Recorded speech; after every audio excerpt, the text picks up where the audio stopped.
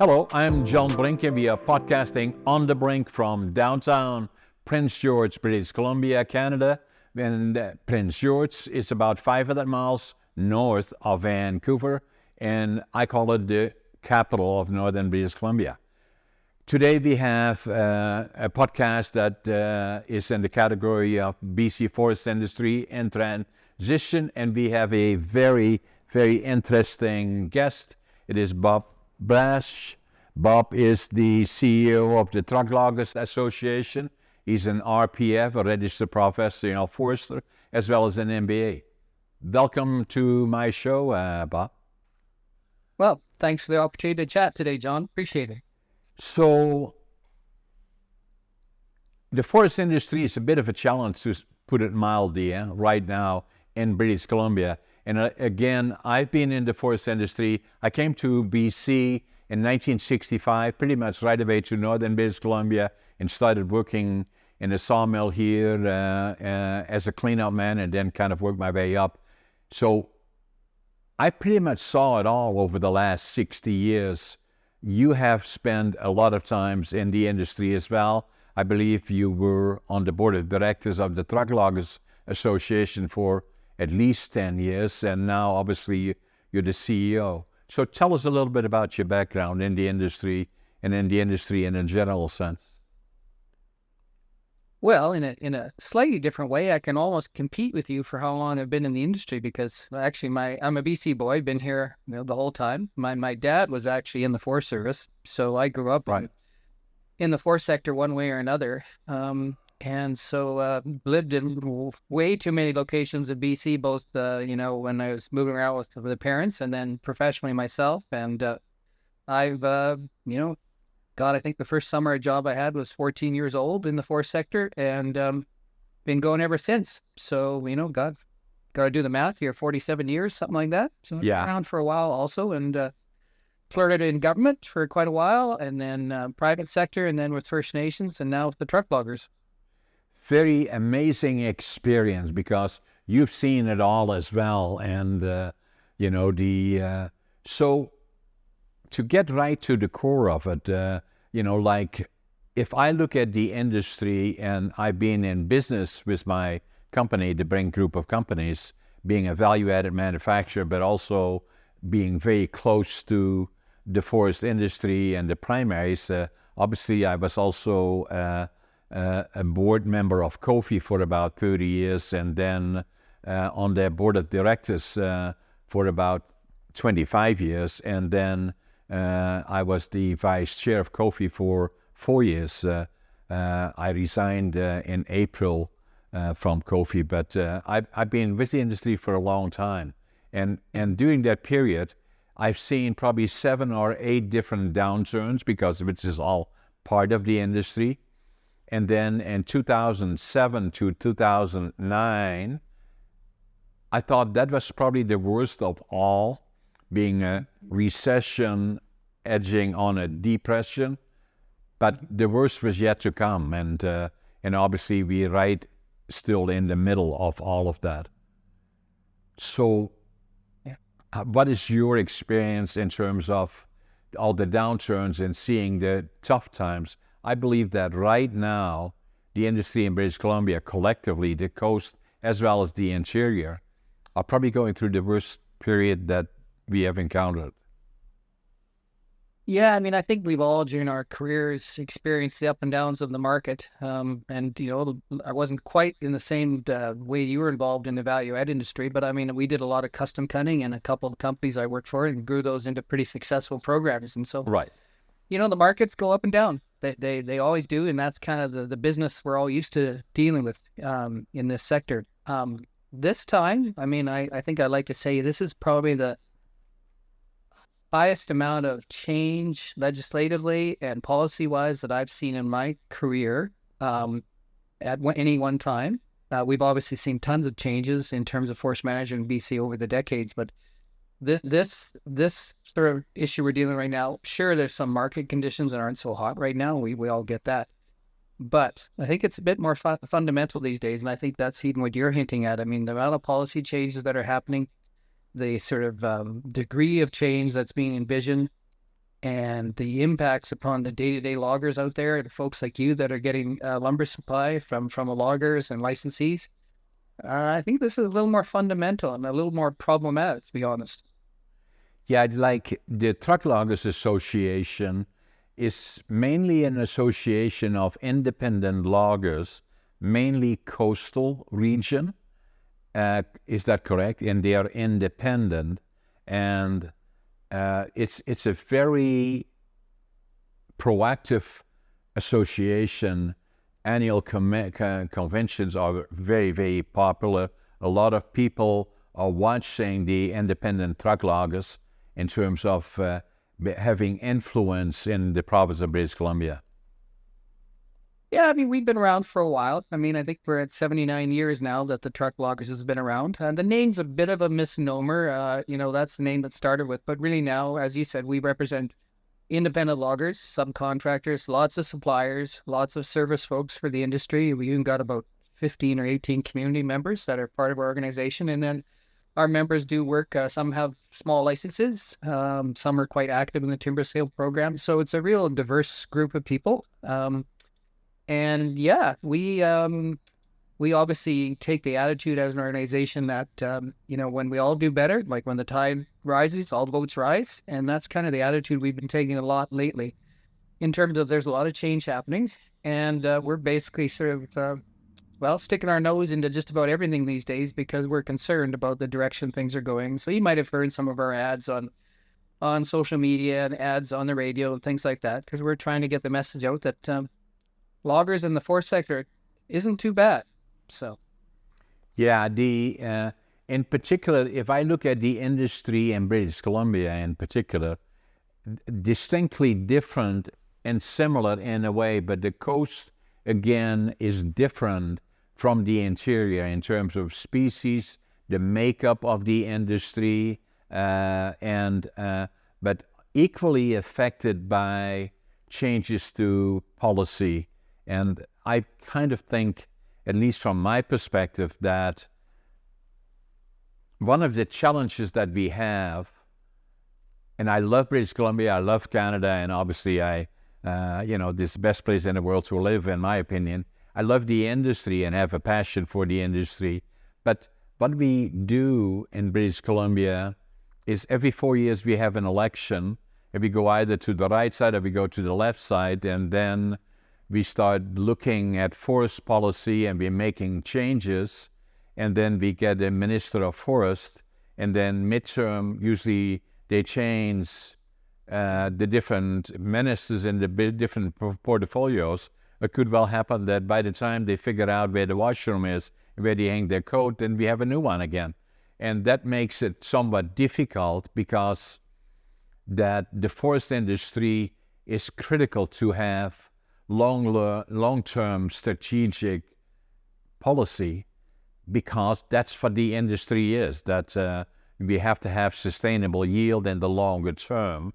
That means management and policies and the effect it has on communities and companies, obviously, and the independents rely on the industry and invest capital and all the other things, and in jobs and all of those kind of things. And I'm not always sure, and you are an expert on the coastal side, but on looking at the interior, that I think having longer-term planning is critically important for to have the annual allowable cut sustained, but going beyond it and growing more volume per hectare, I believe, is important. Yeah, I mean, I've been fortunate enough that I've kind of have a fairly good knowledge of what's going on. And our membership, we're about, yeah, you're right, it's more on the coast than the interior, but we're probably about 35% on the interior right now. Right. And so a significant amount for representing the interior loggers and stuff like that. Where do you start these days? I mean, right now, yeah, I'm a firm believer, like you are, in long-term plans, and the government's putting a lot of stock in these forest landscape plans these days, and they've got some trials going on through the province. And hey, mum and apple pie, all good stuff. Nobody can argue with that. And that'll probably help us 5 years from now or 10 years from now, whenever it happened. But the problem is, what's going to happen in the meantime as we all sort of deal with these current challenges. And right now, we've stated this publicly and we don't shy away from it. Right now, we think there's basically a non-existent transition plan for how they want to sort of get from A to Z. And frankly, we don't even know what A to Z is right now. And so that's the challenge right now is what do you do in the meantime while we work out the rest of whatever this vision or strategic plan for BC's forests are? That'll be the short-term challenge. So I think it was in June of 1919 or 2019 when the government, John Organ's NDP government, announced the intentions paper. That was more involvement of First Nations. I support that, and I think most people in the industry support that. They also set aside more old growth forest, I think an additional 2.7 million hectares, which is, to say the least, controversial, because in the opinion of many people is that they believe in preserving old growth forest. We already have preserved a lot of old growth forest. You know that better than I do. I think close to 11 million cubic or hectares on the coastal area, approximately, and most people support that. But the last go around went beyond that in terms of not only, if I think of old growth, most people do, they think of these huge trees that are, massive and amazing, and a lot of those are preserved, but then one beyond that in old growth that I think in the coast, trees over the age of 250 and in the interior 150 or something like that were being preserved, which could mean, I'm thinking interior now, where a tree about this size, 8 or 10 inches across, could well be considered to be old growth. It was very troubling because it affected a lot of traditional areas where companies were logging and for their supply of timber for their operations. Although the government stepped back somewhat from it, but still, it's still somewhat in dispute. I believe that the people that developed the plan for it were, and not being controversial, well, maybe I am, is saying that we're leaning too far to the enviro side, maybe, of the 5 people that were there. About 3 of them or 4 of them were leaning in that direction, and it became difficult for the industry to adjust to that. What are your opinions on those areas, and how did it affect the coast? It affected it pretty significantly. We're feeling that even now, and I think, if I'm not mistaken, I've talked to a few of your folks in the value-added sector. They're starting to feel the sort of pinch now in supply, which a lot of us predicted that this would happen. So the government implemented these new deferred areas pretty rapidly, and I don't think you're being controversial at all. The people that were part of that group that led the charge from that were well, there was no consultation with industry. There certainly was no consultation with folks like ourselves.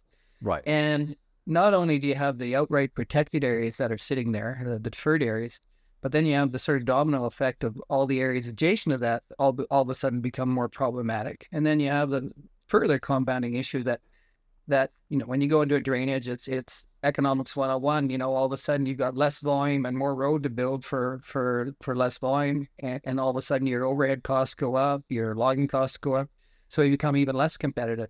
So it's had a huge impact one way or another. And, when BC is, how many times we heard this lately, BC is non-competitive by a global standard. Well, we've made ourselves even more non-competitive.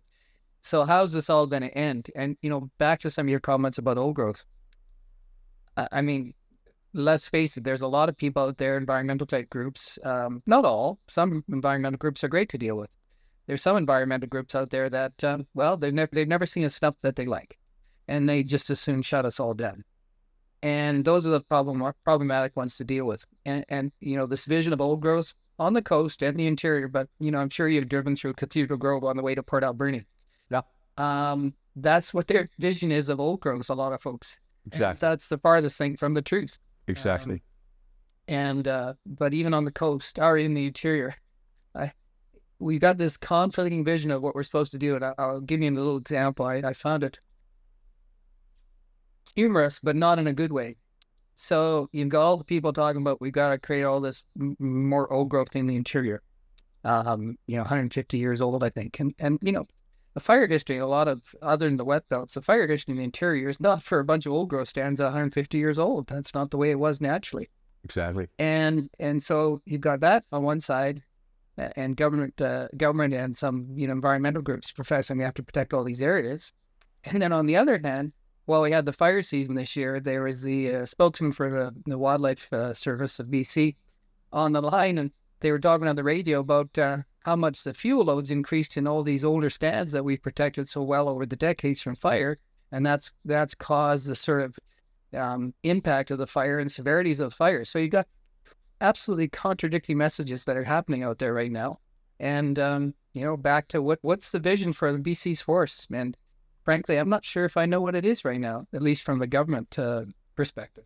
And then the other part about it, Bob, is that in my opinion, I've always said that, although I'm leaning towards value-added manufacturing, but we are all together in this industry, coast, interior, southern interior, northern interior, and we are all part of the industry. And if we collectively cannot be competitive, then individually we cannot be successful either. And obviously what we have seen, since 2005, I think there used to be about 115, 120 sawmills in BC, and now and we down to about around the 60 area. And if we continue in the direction that we are going, we'll have 35 to 40 left.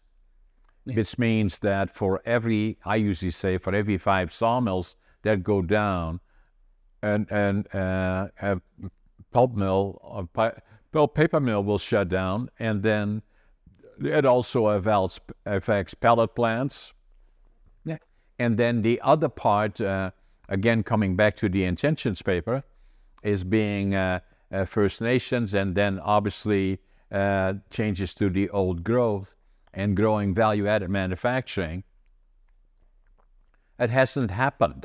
And so, in fact, there are much less value-added manufacturers than there even were in 2019 when the intentions paper came out. So that in terms of First Nations, I agree with that, and obviously by law and by mandate, everybody agrees with that. The key is going to be, what will they do with it, and what will it look like, and how will it affect them and others? And being entrepreneurial, which is obviously the objective, is a good idea, but it takes time to do that. And in the meantime, we are all then collectively, including First Nations, that own part of the timber, maybe 12% right now, but likely will go up to as high as 20%. Together, we cannot succeed unless we are competitive. The industry, as you already noted, is a global industry. It's not a North American industry. It is global, and it will remain that and further increase being that. And right now, with the industry that we have, most of the majors in the interior, but also partially down the coast, are now located in other places. U.S. Southeast comes to mind, Sweden comes to mind, other parts of Europe come to mind. And then some of the examples are, if I look around the Prince George region here, and even not speaking on behalf of Canfor, obviously, but Canfor, one of the major operators here in this region, probably access to timber would cost them probably around $140 to $150. Mm-hmm. And this U.S. Southeast, cost of fiber is closer to $45. So that, to a certain extent, puts it into perspective that if you extract 3,000 board feet per cubic meter, that puts that at about $450 here already for the cost of fiber. And by comparison, down in the U.S. Southeast, $120, $135, $140. So what I'm simply saying is that we are not competitive, and just lowering stumpage alone is not the issue. It's one of the ones, and government, I believe, has made adjustments to stumpage as they do, and some structural ones, I believe. You know that better likely than I do. But it is beyond that. It still will not bring us to a situation where we can be globally competitive. Yeah, I know, and I'll go back quickly though to the comment about First Nations and stuff. I mean, our organization's been on record because many of our members have partnerships already with First Nations. So we've actually been on record saying, speed it up, give them their tenure, get it over with, and let's get on with new partnerships and new business opportunities. So that's we're all in agreement with that. Period. Yeah. Now, this whole thing, I mean, again, I used to be involved a little bit in the value-added custom cutting end of things, not in the same way you are, but, we used to slice and dice a piece of wood pretty finely, so I get the products that we produce for you folks. And, my recollection is most of the people, especially in the coast, I mean, they're 50 to 70% reliant on old growth, at least, some of them 100%. And so when governments slap down these deferrals, all of a sudden, they had a big challenge in front of them. And so you get this contradicting messaging happen from government because you have all these proclamations about value over volume. But, the value-added industry, and you're a better expert than I am, but the value-added industry, I mean, you don't create new products overnight. You don't invest overnight in new machinery to transition to second growth. And it takes time to sort of, build up capital to invest in all these new sort of opportunities that are out there. And I think government really didn't recognize that. And I hate throwing math at people, but surety to God, you could come up with a better transition plan than we come up with right now, because we log in BC about 1% of the land base on an annual basis being the old growth component versus second growth. Correct. So you tell me, you can't come up with a 5 or 10-year transition plan. So even 10 years, time 0.25%, we would have logged 2% of more of the old growth in this province. I think they could have come up with a better transition plan than they did. And the math says they can.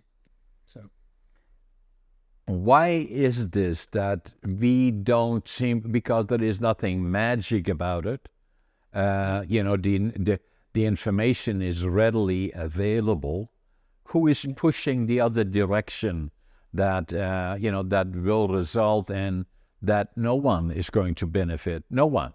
And if I look at across the province and the communities that have lost manufacturing facilities, it has been devastating. And if we're looking forward, that unless we get the cost of fiber under control in some form or fashion, and that is well beyond stumpage, then we cannot be competitive. And people will, now if I look at the 5, 6 major ones in the interior, we all know the ones, Canfor, West Fraser, Interfor, blah, blah, blah, all the other ones, that are public companies that are, where the CEOs are accountable to a board of directors, and they cannot justify, I kind of have to salute Canfor for having the courage and to invest $200 million eventually in the next 5 years or so in Houston. At least it will be a new mill. That will be, I haven't seen the plans for the mill, but it is already predictable in my mind, is that the new mills, that we have to see a direction of government in some form moving into the direction that will make us competitive globally. Then the other part is that the sawmills will change. We will have innovative primary, I call it, which means smaller sawmills that have more technology, robotics, all the other things. Mills that used to employ 200 people will likely only employ 40. And then the other part likely will be more value added. So what I say, innovative primary with intensive secondary. Intensive secondary could be anything, but I usually say the top 25% of what is produced in a dimension mill, and the bottom 25% should go up the value chain. And that could be either primaries that do that, or primaries in conjunction with successful, not handouts and subsidies, with successful secondaries, or by secondaries. And that then will add the added labor costs or the labor component to it for communities, and working together like that, then that would be the future. But in order to get there, either the prices have to go up, and I don't think we're going to see again in the near future, at least not in, and maybe sometimes in the future, where we see $1,500, $1,600 tubing force. That's not going to happen. So we have to find another level where we are the new model. I kind of, and I spoke to the intentions paper at the time when it was announced by the then Premier John Organ, is that it kind of has become the no intentions paper at this point, as far as I can see from the secondary manufacturing sector's perspective, because I think First Nations, for all the reasons that you say, we do the same here. We're building closer relationship with First Nation. At the same time, it's an opportunity for them. We endorse that. In terms of old growth, I don't think that has been successful because of there was no involvement of industry, and subsequently it became a real problematic to the industry, and still needs to be addressed in other ways. In terms of the value-added sector, where the intention paper was going to stimulate that has not happened for a couple of reasons. One of them is if the primaries are not successful, secondaries will not be successful, and then they are equally not competitive in the marketplace because there's not enough fiber around, and the fiber that used to be there for them is no longer available because of old growths and other reasons, and so more of them will disappear down the coast, in particular, down the southern interior, and in the northern interior. I believe that in early 2000, we had about, I was the founding president of the BC Council of Value-Added Wood Processors. We had 8 associations, close to 800 members. If I look at northern British Columbia, we used to have 50 secondary manufacturers plants. Now we have 2 or 3, 4 or 5 maybe, and at least 3 of them wish they were not there. And the other 2 wish they could kind of cash in, and because it doesn't look good. And I don't see government doing anything at this moment that would actively change it in the direction where we have to go. No, I mean, I think what's the old expression, sometimes people can't see the forest through the trees. And I mean, in terms of, the value-added sector, but it equally applies to loggers and things like that, is on one hand, government wants a whole bunch of investment to happen in the forest sector. So they want this transition to happen, and they even threw a bunch of money, towards it. I think, I think about $180 million in total, plus or minus, to the value-added sector for them to access. So I think under that program, they'll get 10 or 20 cents on the dollar if they make some new investment decision. But I don't know about you, but if I don't know where my raw supply is going to come and I don't have some certainty, why would I put 80 or 90 cents of my money on an investment when I don't know where my next stick of lumber is going to come from? So what I say, Bob, is this, and I've said that during meetings even when I was the vice chair of COFI, and we had the meetings with the value-added sector and COFI and all the primaries, that unless there is reasonable expectation of access to fiber, no one is going to invest. Period. That's sure. You're not going to have value-added manufacturing. Even like with myself, I've been in business for 50 years, nearly 49 years next year. And, so I never got one single nickel from government. And on the record, I say, I'm not interested in that $180 million. I don't want nothing of it.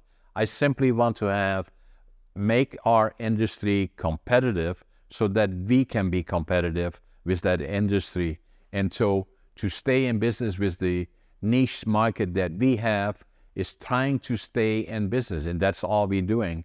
And most of the primary manufacturers that I know in the interior, and north and southern interior, everybody's underwater because I think tubing force right now, I didn't see midweek, but it's probably around the 380 mark. Well, that means you're going to be losing well over $200 a thousand for every 1,000 board feet that you manufacture. It's not sustainable. No, without a doubt. I think there's still a residual atmosphere out there or attitude, amongst, I think, some people in the public sector and some people in the in government, that somehow this force sector, we're all sort of trying to pull the wool over the eyes that there is no big problems and we're making money hand over fist. It's the exact opposite right now. And if I go back to our association, our loggers, but I'm guessing you guys are in the same boat. Right now, the level of uncertainty out there is and partial work for our members. What's going to happen is some of them are just going to leave the business. They're going to just get fed up and leave the business. The danger is that we all know the AEC is going to decline. So there's going to be some right sizing, whether it's sawmills or logging contracts. There'll be some right sizing when the AEC goes down. But what happens is if too many people leave the sector because they're fed up with it, then, whatever the AEC becomes, the capacity of the contracting community, and I'm going to, theorize it with the value-added community also, the capacity to deliver on whatever AEC will not be there. So all the government objectives in terms of, vibrant force sector, et cetera, good luck. And then, with our folks, we're an aging workforce. We've got to attract young people to the sector.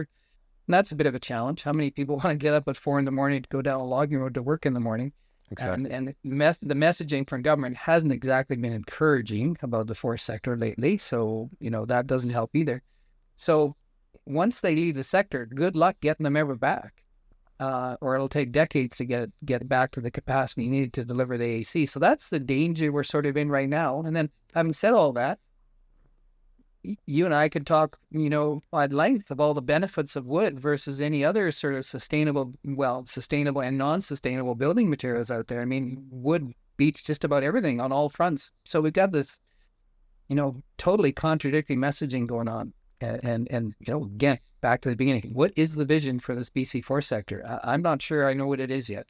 So. And I believe part of it is, Bob, that and I'm not saying that I like the democratic system and all of those kind of things, obviously, but part of it is government. We go from the left to the right, and then once we're on the left, then with all due respect to my friends in the enviro community, I've dealt with them many times, and but they have one agenda, and then, as I say a lot of times, I spent 6 years of my life in Canada, in northern British Columbia, and the one thing that I do know is that close to 80% of the GDP of British Columbia comes from northern British Columbia. And I say to my friends down south, don't forget it. That we are not investing in terms of the longer term vision and the reality, and especially talking about the lumber industry. One of the challenges that we have is training and finding the skilled workforce, because even if we did, and I agree with what you were saying earlier, that it's easy enough to say, okay, well, we have a few $1 million available. Why don't you start a value-added plant? Where's the fiber? That's one. What products are we going to manufacture? Where are the skill sets? I can't even find people that want to pile lumber. Or supervision has been my biggest problem all along in the 50 years that I had my company. Is I give lots of presentations to young people in particular, and I say the challenge that I've had is finding people that I want to pay $120,000 a year. And everybody says, "Oh, I'd take that." No, that have the skill sets, but we're not even training people here. We spending a lot, with all due respect to the coast, but we're spending a lot of money on BCIT and some of these other places, and I like it. It's good organization, 40,000 students. Why don't we invest in northern BC and as a center of excellence, I call it, for training skill sets? Because at the end of the day, if I look at the AEC and the province of British Columbia, where the challenges are and the economic viability is north of Prince George in terms of accessing the timber there, because already the timber is a real challenge, obviously down the coast, down the southern interior, but the northern interior in terms of the TSAs have not been affected all that much, but it's simply not economically viable to manufacture there and get it into the marketplace. Yeah, no, and you'd be more intimate to the interior and stuff like that. But I used to work up Dawson Creek and Mackenzie, and getting some of that AAC out of the Mackenzie area, that's a long road to town kind of stuff. And well, we all know what's happening in Mackenzie right now, how depressed it is up there, right? Exactly.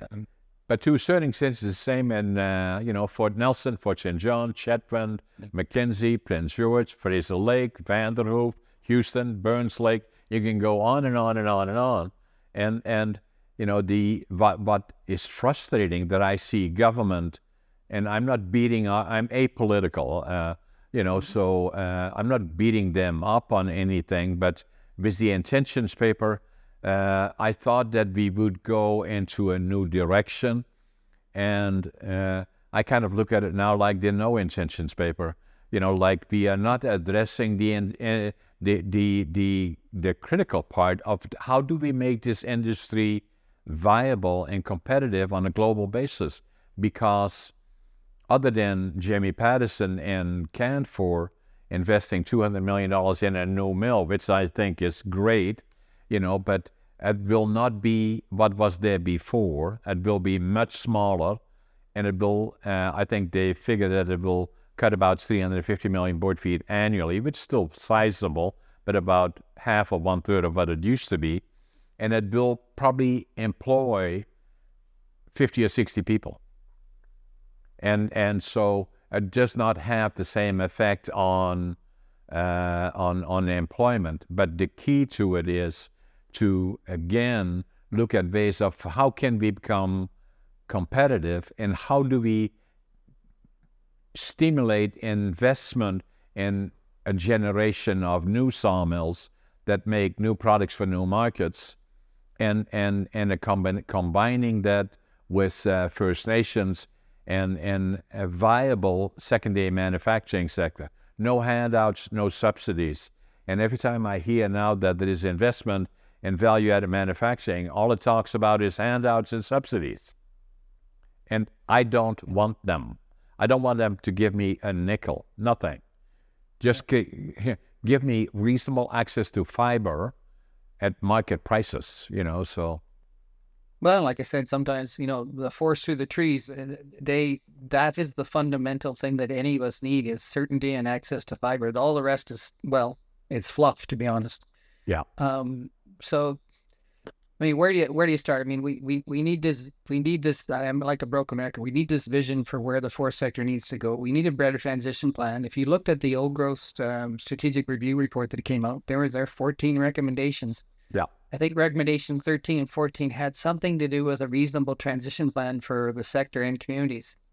I was at a meeting where they had an old growth, a bunch of us get together, talk about the recommendations on old growth. When it came to recommendations 13 and 14, I won't name the public official that said it, but basically they said that, well, we don't really have time for that transition plan. So if you got anything, we got a piece of paper on the sideboard, put your sticky on it, and let us know what your concerns are. Well, that just doesn't cut it.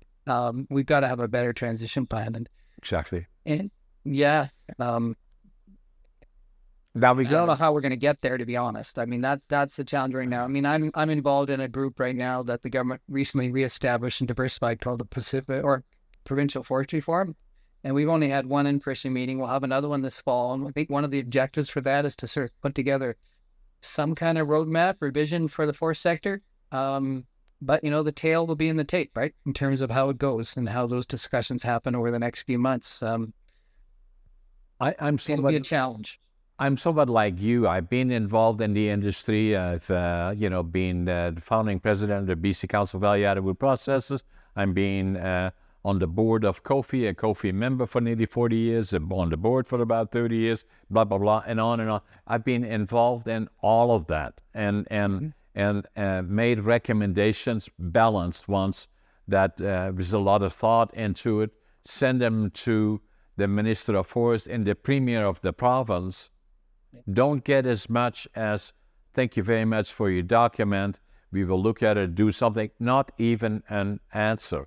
And partially is because sometimes I'm being very realistic about my comments, and if I believe that they are lacking meaningful policies that will work towards the direction of making us competitive globally as an industry.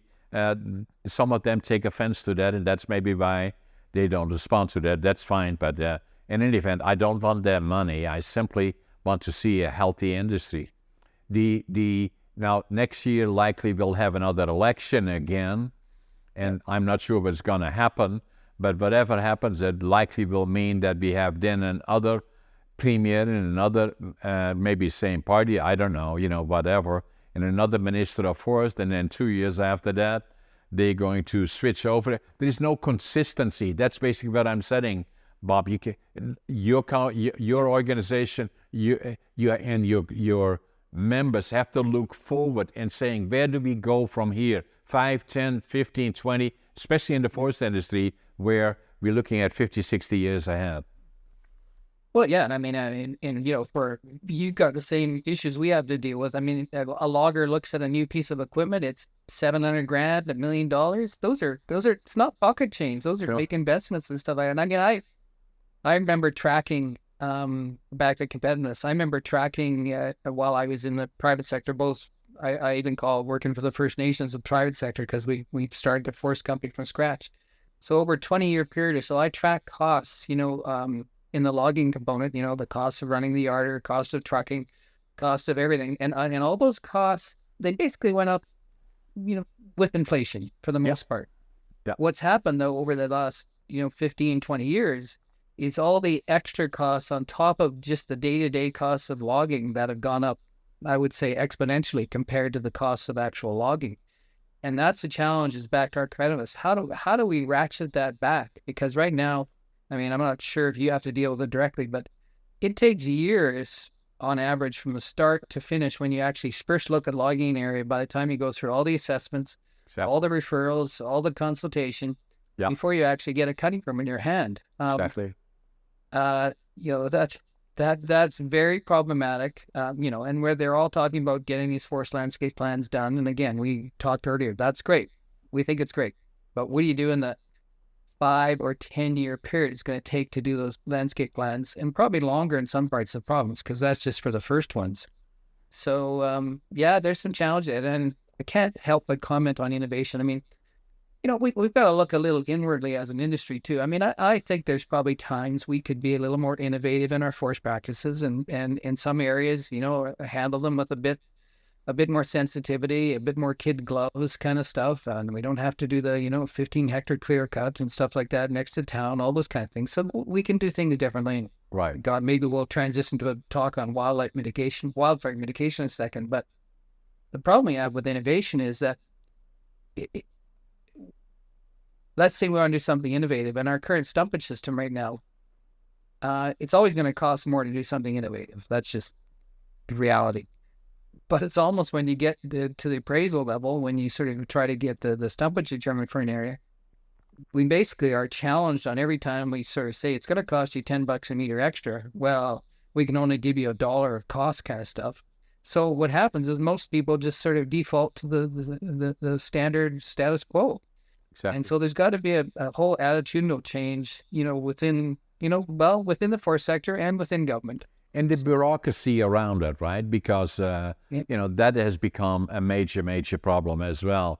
That we never have to, or we never look at, the bureaucracy around it. How can we bring down the cost and make us collectively competitive globally? Because government and our system, where most of the timber in the province of British Columbia, 96, 97% of it is owned by you and me, the people, and subsequently the incumbent government, is usually not very effective and efficient at looking at the long term. So there has to be a different approach in saying what we are doing, unless it is within the framework of 50, 60 years or whatever we decide in the regions, with the objective to have and grow the annual allowable cut and go the growth per hectare and invest in the long term. That's where we have to go in that particular direction. And if we don't, then costs will keep going up, and government becomes inefficient, and it will go from one government to the next government, and every 2 years there's a new Minister of Forest. Yeah, and like I was saying about innovation, I mean, how many changes have you and I seen during our career in the BC forest sector? And for the most part, we've done a damn good job of adapting to those changes that have been in front of us. I mean, we're actually pretty good at what we do, both in the logging and the sawmilling end of things. We export our technology worldwide, so we know what we're doing. Yeah, and we can do it again. I mean, because society expectations always change, and that's just par for the course. But again, if there's the right sort of support from government, the right sort of financial incentives, we can change again. But I don't know if those things are in place. I don't see where they're in place for the short term. Let's put it that way. I don't see it either. So the other thing, kind of looking back, I was born in Holland, in northern Holland, northeastern Holland, actually. My grandfather was a master carpenter, and my dad managed a small lumber company, not his own, but... and then I left school when I was 14 to work in... I was not very successful academically. I failed grade 3 and I failed grade 7 3 times. And then he said, what are you going to do with this guy? Send him to a mentally challenged school? Or do we get... My parents were very good. Or do we train him? So he said, well, let's train him. We'll send him to a furniture factory, and then in the evenings he can become a furniture maker. So that's what I did. And then I worked in the forest industry for a period. Then I was drafted into, when I was 18, into the Dutch Air Force for 30 months. And then I worked for the largest imported company in Holland, a company by the name of William Pond, still there actually. And they had 30 or 35 different subsidiaries. And what we used to do is, there I got the taste of, and then the other one, to kind of put a little bit of a picture behind it, is that I was born November the 1st, 1940, so I'm going to be 83 in the next week or two. And, and we were liberated by the Canadians April the 12th, 1945. And I always knew from the time that I was 5 years old, I would go to the land of my heroes, Canada. And that was my dream. And the other dream that I had is that, obviously, it bothered me that all my friends and the students that I grew up with in the lower classes, they all went to college and university, and I became a laborer. And I think that's very honorable now, but then it wasn't, so you were a laborer. Anyway, so then I dreamed of going to Canada, so I went here, arrived in Vancouver. Then I wanted to start with nothing. I kind of felt I had failed there, because what happens in Holland is that they look at, you hope to get married at some point, have a family, have a nice job, buy a house, but every time you go someplace, they ask, where are your diplomas? Well, I had no diplomas.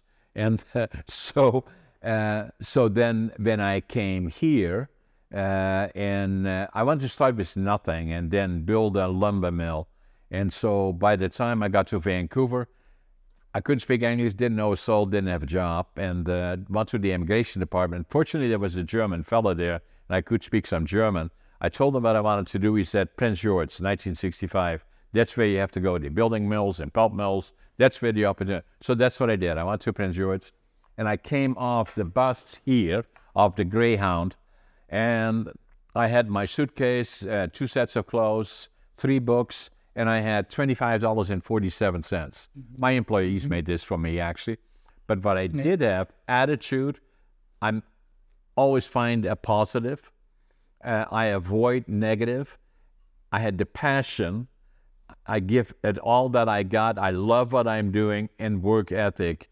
I work harder than anybody else does, and I've always done that. And then what follows that is success. So starting off as a small mill with 2 employees, 3 employees, and finding a niche in the value-added sector. And that's kind of how I started. But if I look back from the time that I was in Holland and worked for William Pond, we did softwood, especially from Sweden. And I spent some time in Sweden as well during the time that I was with them. And then we also imported a lot of wood from Canada, especially Douglas fir and cedar. and from not only BC but also from Oregon and Washington State. And so it was always very impressive, not so much spruce, but mainly those species. And they were amazing and unique species for being used all over the place in Holland. And so, but so the opportunity that I saw was in northern British Columbia. And and then starting from nothing, gradually with 3 employees, couldn't find anybody to invest with me, and that's pretty much the way it stayed. So now we have operations in Prince George, Vanderhoof, and Houston, and obviously I've been very, very involved in the value-added sector and in COFI and some of those associations. So yeah. Well, I mean, what you described, though, I mean, you're sort of on the top end of the spectrum, but in general, our loggers are a lot like you. They're very hardworking folks. They're entrepreneurial. They're innovative. They support the resource communities in our province. They get involved in coaching, the hockey teams of the world. And they are entrepreneurs are a resource to the community. And comes to what you were saying earlier, losing those individuals, they are the people that make things happen. They pursue the impossible and make it and change it. And I think that is so important. And that's what I see not only in the primary sector, I see in down the coast in particular, that has over the last 10, 15 years lost a lot of individuals in those areas. And I see it in northern BC. And that's all part of that we're losing. And we cannot just turn the knob and then say, now we all of a sudden, all these people come down and start investing either in the new approach to primary manufacturing or logging or value-added manufacturing, because it's not going to happen that way. Well, and back to what I said at the beginning, a lot of these folks, they buy this $700,000 machine, they go to the bank, and they've got a bit of a true proven track record. They can get the loans. Yeah. Get some young people that have no track record, no firm contract. They're going to go to the bank and get a loan for $700,000. They're not going to happen. It's not going to happen. No, it's not going to happen. So I know it's on the macro scale, but you mentioned earlier about Canfor's investment, the $200 million in Houston. Great. Who's going to argue with that? Perfect. Exactly. I think that's going to be the exception over the next few years, I think. So somehow we've got to turn it around so that people have this degree of confidence and certainty, and they know that if they make an investment, they've got a chance to move forward. But that has to be instilled. Otherwise, all the other stuff is just bunk. It doesn't matter. Exactly. And but they will do, I believe they will do, and I have not seen it, although I know them well. But and I respect Jamie Patterson and their board and the key people in Don Kane and all the other individuals, is that they will give a lot of thought to what the mill will look like, and a lot of the new technology will be introduced into the primary sector, and that's all very good. It will be more efficient, it will be more effective, they will extract more fiber, it will employ less people, but there is an opportunity for further manufacturing, and I believe that they will also recognize that. We have worked closely with the majors. Sometimes I'm critical of them, but I still believe that we are all part of the same industry, So in that working together is benefits all of us. Oh, sure. I mean, we'll always need the big mills to slice and dice the wood costly and more effectively than you and I can. And then you and I get to, or the value-added sector, and we get to slice and dice it further and glue it together or do whatever we want to create these products, right? And that's a good thing. So the other, Bob, before we go, I just want to talk about, there is a lot of questions sometimes about exporting of logs. And the story is not always well understood, in my opinion, because in a lot of cases, the logs that are being exported are not usable in the operations that now exist down the coast. Can you put some light on that in terms of export of logs? Yeah, I've got a bit of experience in that because I used to work quite a bit in the North Coast, Haida area and stuff, and we did a lot of exporting of logs. And when you're up north like that, your cost structures are so high that it now becomes a choice in those areas of either you provide some jobs for loggers or you don't. It's that simple because you can't afford to log an area unless you've got the preferential export prices. Now, right now, the export prices are lousy, so that's not working out very well. Right. But that's what the choice became. When you get to other areas on the south coast and stuff like that, and I'm not talking about private land because private land's handled differently on the coast, Right. then it becomes a calculation about whether or not anybody wants the wood locally, and they have to go through a process to they have to advertise it locally, and people either want the wood or they don't from their manufacturing facilities. So it's almost like two worlds of export right now down on the coast. Up north, the cost structures are so high. I mean, it costs probably well over $20 a meter just to get the wood on a log barge down to the log markets in the Lower Mainland. So Very expensive. either export it or it will not be harvested Exactly. because it's And not then down economically south, viable, right? yeah, and then down south it's different. I mean, because obviously there's export restrictions, but down south it becomes more a question about whether it's surplus and or not wanted by the manufacturing sector down south. So there is a process has been in place for a long time already, where it has to be offered for sale and be refused, and that for all intents and purposes, is no market at prices that are reasonable and viable, and then only then will they become available for export. Yeah, and then again, back to what you and I have talked about already a few times during this conversation. I mean, the hope is that we never have to export any logs out of this province if our cost structures are in place and the industry is vibrant and people have manufacturing to be able to use the wood. That would be the ideal situation.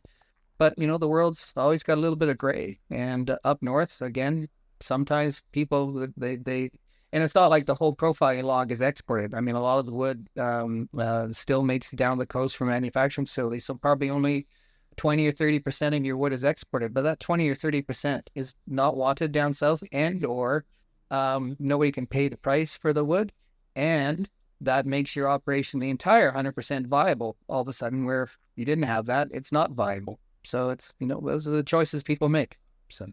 So again, if I look across the province in terms of how many primary manufacturing mills we have lost, from 115, 120 down to 60 in 2005, 120, now down to 60, then possibly 35, 40 by 2030. Have there been quite a few mills? How many mills are still operating on the island and value-added manufacturers? I don't have the precise numbers, No. but the mills are operating. But I will make another side comment. I mean, there will be more migration to Vancouver Island and the Chilliwack areas for value added for the simple reason. I'm sure you are acutely aware of where some of the manufacturing facilities are currently located in Lower Mainland. They're on riverfront property, industrial property that's high value, right. And there's almost a generational change happening with some of those operations. Yeah. And I'd be surprised if some of the, family that takes over some of those facilities are going to keep sawmilling with the uncertainties going on and the value of the real estate. So I think that will just automatically sort of shift some of the production to the more outlying areas out of just pure necessity. So. Yeah. And again, directly a result of not being viable again on a global market, right? And it's not just forestry or the provincial government to blame. Even at the municipal government levels, I mean, property taxes for some of those properties are exceptionally high. Insurance costs. I mean, I think some folks don't even buy insurance for their facilities anymore because it's just prohibitively high. So what they do is they just hire somebody to look at it, nighttime security people, because it's cheaper than insurance. But that's not a good situation either. So, again, they're kind of being slowly but surely forced out of the high valley, Lower Mainland type areas, which, maybe that's not the worst thing in the world, but there will be transition that happens. So as an association, how much interactivity you have with similar species in Washington, Oregon, Northern California? You have interaction in terms of market access globally or any of those kind of things? Well, I mean, in my job right now, I mean, really, I have two functions. It's really to advocate for our membership as a whole. So that's where we sort of get involved in a lot of the policy type decisions and stuff like that. And we had some alliances with, the Pacific Logging Congress, et cetera, in the States. So our job is advocacy for the members, and then we provide benefits to our members in terms of insurance programs, liability insurance, benefit programs, because a lot of our members are, 3, 4, under 10 sort of people in their business, and they don't normally qualify for a benefit plan, but we have a blanket benefit plan that they can tie into. So that's our main jobs, but we certainly sort of interact with our friends to the south, for sure. Yeah. And then, I was involved. I'm not beating up on anybody. I'm simply making an observation. In the 6 years that I was here, we had associations in northern BC, central and southern BC, and then the coast. And then a lot of times they were indirectly or directly associated with the Council of Forest Industry. And then the coastal forest sector, I think Rick Jeffries was the last CEO of that before it joined in with Kofi. Yeah.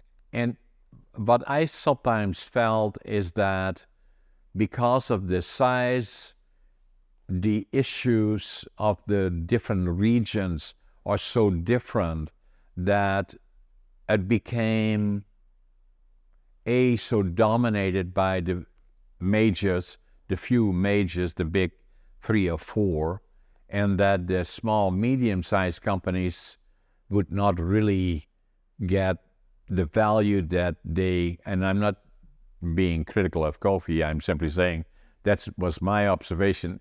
Even at the time, I thought that the Coastal Association could be much more effective on their own rather than being part of the larger umbrella, because if an association becomes too many things to too many associations, that no matter what they lobby for, it always in conflict with somebody else.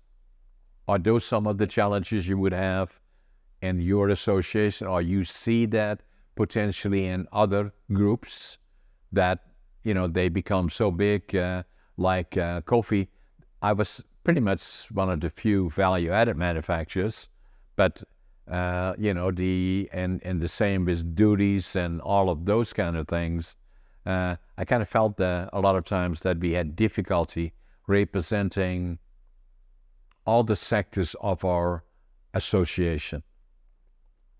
Yeah, no, and there's been, I think, a few people. I used to be on the Coast Forest Products Association, Coast Forest Products. So yeah, board of directors for that for a few years. And I was around when the transition decision was made to go to Kofi.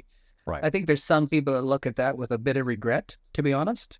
Having said that, some of us have been putting a fair amount of effort over the last year and a half, with, the Independent Wood Process Association, the Interior Loggers Association, Northwest Loggers Association, the Silviculture Association, the Independent or the Interior Lumbermen's Association, and Kofi. We've been trying to have some conversations about how can we sort of get our collective act together in terms of advocacy for the industry in general. And we all know that there'll never be 100% agreement because we all have our own agendas. But maybe there's 80% agreement. And if we can get to that point even, and that'll be a challenge, but if we can get to that point, at least we can go with a collective message to the governments, be they provincial or municipal, about our challenges and what we want for solutions and stuff like that. Because right now, I mean, there's a lot of lobbying happening, a lot of meetings that happen, but they're all sort of, individual sort of entities versus collectives from the industry. And I think that's what we're trying to change. But, John, no, it's going to be a challenge to sort of, everybody has good discussions with the associations, but it's going to be a challenge to get to the point where we have a more collective vision in the room. I would like to think, Bob, that if there could be agreement with all stakeholders that we should invest in the sustainability of our forest, may it be coast or the interior, and that we should put more, how can, why are we growing 50% less volume per hectare than Sweden does?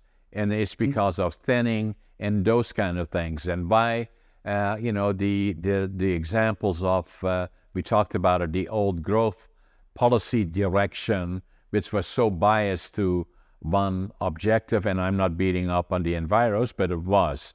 And Sure. So if we collectively could agree, which I think they would, that we have to be globally competitive, being the objective, and that we have to, our sustainable yield, if I look at the AEC in the province of British Columbia, looking across the board, it used to be about 60 million cubic meters per annually. Then obviously we got the pine beetle pandemic. In order to deal with that, the uplift was as high as 80 million, approaching 90 million hectares. Then it had to come back down to around 60. Now it's closer to 50. And by the time you take the bureaucracy out of it, all you have available is about 40. And that means, that and still we have no structure in terms of longer term strategic policy in terms of the sustainable forest that will increase gradually the annual output cut. Because if I look at Sweden, 40 years, 50 years ago, Sweden had the same problem. It's not inventing the wheel. They had the same problem that we had. Too much capacity, not enough fiber. Until they started becoming much more aggressive, and the system is different in terms of ownership, but the underlying principle is not, in terms of we're all stakeholders. And, they started to change forest policy, and now today, and having the same size, 22 million hectares, about the same as we have in the province of British Columbia, and they want all the way down to 40 or 50. Today they are at 90 million cubic meters and growing, and the market is strong, and the products they make, there is not enough capacity, and they are viable in terms of in the marketplace. And if we had objectives, it's not inventing the wheel. If we agreed on the underlying principles, not the other stuff in between that usually then pulls us into different directions, but if we agreed in principle on that and made that the voice of policy changes in Victoria, regardless of who is NDP, is the Conservatives now, I guess, and or the BC, whatever they call them, United or whatever, that all of that remains as those are frozen or those are set in time for the next 50, 60 years, just those principles. Yeah, I mean, I think a simple question has to be asked to government. Do you want a long-term thriving forest industry in this province? And if they do, then we should plan accordingly with, again, like we talked about, the vision and transition plan, but and not to date ourselves, because I have a lot of sort of concerns about how it was delivered many, many years ago, but the whole forest renewal program and stuff like that, an investment in our forest, because I think we all become preoccupied with stumpage, when really, at the end of the day, who cares how much stumpage we get? Because if it's a thriving business, thriving workers, the taxation you get from those folks from their income tax and business taxes far surpass stumpage anyway. Correct. So there's got to be a solution in there that works. So the other thing that I believe, Bob, and I've been saying, and hence our program, BC Forest Industry in Transition, and again, that's why I appreciate experts like yourself. I've had several of the other well-known ones on the program like this, and the government will see them, is saying that, what I say is that, not criticizing the incumbent government, but simply saying there must be a long-term strategy. And then at the same time, what I say is that the cities, the regions, the local governments, may that be Fort Nelson, Fort St. John, Chetwynd, going all the way down the line and up to the island Nanaimo and all the island communities. All of them have to get behind that kind of strategy because it affects us all. And saying we have to try to convince government. Government is only there for about 4 years. Government is us. And at some point, we have to say, that's the way it must be. And then go forward. But what I've said is, it needs people like communities have to understand the issues. And a lot of times I feel, and again, at the risk of being critical, that we as an industry have been not very effective in explaining our industry. And that then leaves it wide open for people to be critical of it and saying, oh, they're investing all the money there and they're doing this and that and they're exporting all the logs and they're doing all. We have not been very effective and again, I say that not across the board, but I believe as an industry, the more we have collectively a good story to tell for all the reasons that you said earlier. Be producing products that the world wants. And British Columbia has this amazing, unnatural ability to grow fiber, no different than Sweden does or any other places in the world. And I fly a lot, you fly a lot, and I fly over this province, and I look on it and say, my God, it's paradise. It takes genius to screw it up as bad as we did. Yeah, no, I agree there. No, I mean, we grow a lot of trees and we're going to continue to grow a lot of trees. That will never change. It's whether we want to do something with them or not. And right now, I think take the old growth. I think right now there's a very oversimplistic argument right now about yes or no whether we log a particular stand of trees. I think we should move beyond that simplistic discussion about what's the objective for that area.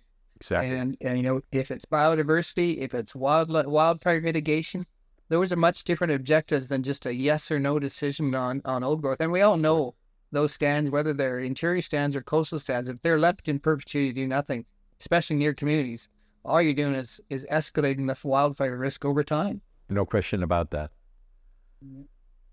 Bob, it was a pleasure having you on. I appreciate your expertise in our program, BC Forest Industry and Transition. And I hope in the future we can stay in touch again, maybe in 6 months from now, 8 months from now or so, and have you back on our program. And I love to come to your next convention. The other thing that I was going to mention to you, I have had a fairly interesting life, and people said to me, you have to write a book about it. And I several times I thought about it and started writing, and then I stopped and started. But obviously I'm getting to the point, if I don't do it now, it will never happen. And so 5 years ago, I wrote this book, Against All Odds. And it's not about how successful John was, but it's more about going through all the ups and downs and all the challenges along with it, and saying that, regardless of my grade 3 failing and grade 7, what I learned the hard way is hands-on, being a furniture maker and then gaining the experience along the way, especially in Canada. And so I wrote that book. It took me 80 years to live it, 20 years to think about it, 2 years to write it. And then I'm a good writer, apparently. And then I found out in 1997, I walked into a store and I opened this book, and the book's title was Driven to Distraction. And I looked at it and it said ADHD, and I said, oh my God, that's me. And I wrote in the book in Dutch, now I finally know who I am. And it took me another 5 years before I talked to my doc about it. And that delivered our 2 daughters, and he was a friend of mine. It took me 5 years before I checked it out because there was stigma attached, and it appeared like a mental issue. How am I going to go build a mill, and then I go to the bank and I want to lend from him millions of dollars or whatever it is, and then say, oh, one more thing here, I got ADHD, and say, well, thank you very much, goodbye.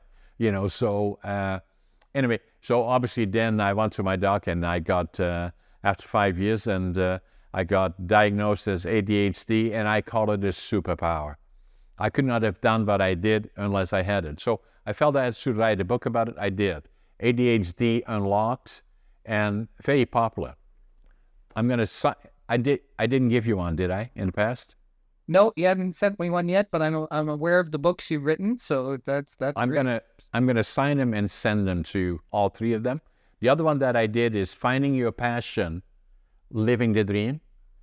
And it was somewhat interesting. I wrote that came out in July, and I saw an article in one of the major newscasts, and it said in the United States that 70% of the people that are working don't like their jobs. Interesting. And 75% of that are not liking their jobs or looking for another job. And I thought, interesting. This book deals with that in terms of the finding your passion, living the dream. And then a fair question is saying, John, are you living the dream? I am. I get up 5:30 in the mornings. I'm always thinking that I'm late. I always make my bed, and I cannot wait to get to work. And although it's a real challenge once in a while, but I love what I'm doing, and that's why I wrote the book.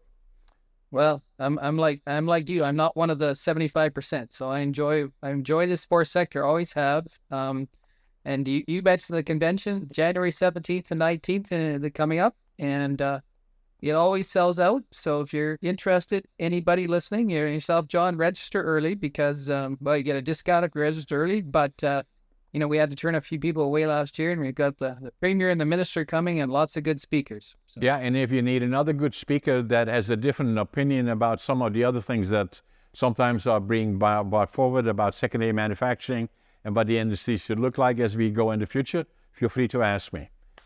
You never know. So, okay, that sounds good, Bob. I appreciate it. And again, to my guest, Bob Brash, the CEO of the BC Truck Loggers Association. Bob, it was my pleasure, and I hope to stay in touch. We'll probably see you at your annual meeting, so we'll apply to go there anyway, so. That'd be great, and thank you very much for the opportunity to chat today. Okay, Bob. Take care. Bye. Take care. Bye-bye.